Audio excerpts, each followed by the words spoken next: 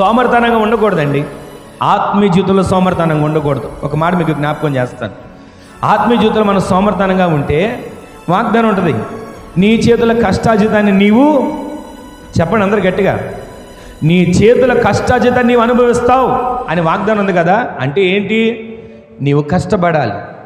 నీవు కష్టపడితే నీ కష్టార్జితాన్ని నీవు అనుభవించేటట్లుగా దేవుడు చేస్తాడు. అలా కాకుండా నేను సోమరుగా ఉంటానండి, ఇక్కడే కూర్చొని ఉంటానండి, ఏ పని చేయనండి, ఏ పాట నేను చేయనండి, నాకు అన్నీ రావాలనుకుంటే అవ్వదు.